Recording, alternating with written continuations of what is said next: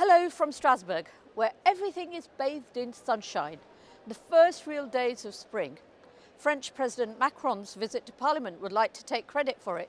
But otherwise, I'm afraid the headlines, unfortunately, are not so sunny.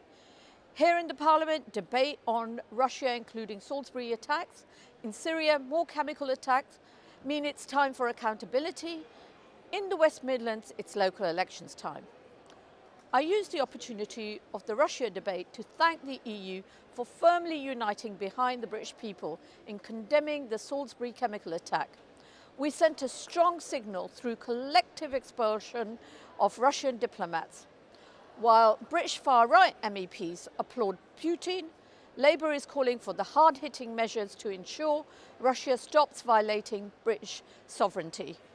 That's why we're calling on the UK government to tackle the money laundering by Russian oligarchs in the UK.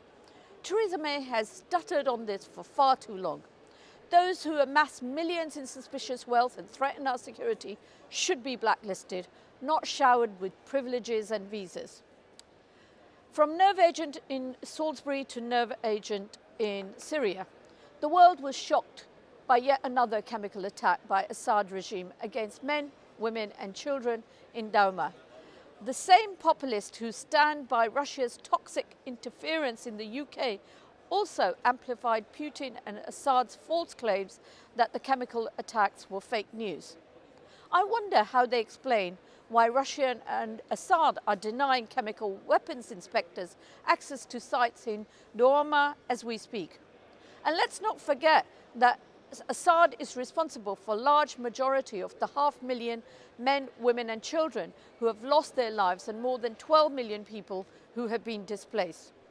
The strikes against chemical weapons facilities definitely is not a mission accomplished as Trump would have us believe. I will continue to call for the coherent strategy to stop suffering and ensure credible political transition in Syria. Syria was also high on the agenda of French President Macron's visit, whose speech in Parliament yesterday created a real buzz in the hemicycle, as well as outside and on the social media. While Brexit is taking the UK back in time, the EU is gearing up to move ahead. Sovereignty, according to Macron, is the key word. Europe needs to work for its citizens by making progress on common defence, fair taxation and digital innovation.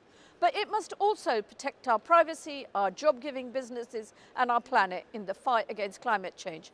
Most of all, it's about citizens choosing their own future, which you'll have a chance to exercise your democratic right in the local elections this May. This decision will affect your life in a very real sense, from running of schools, libraries to street cleaning, leisure centres and even bins. Local elections are vital. They're about you, your family and community you live in. That's why it's so important that we get out our Labour vote. I'm looking forward to catching up with many of you on the campaign trail. That's all for now. See you next time. Goodbye.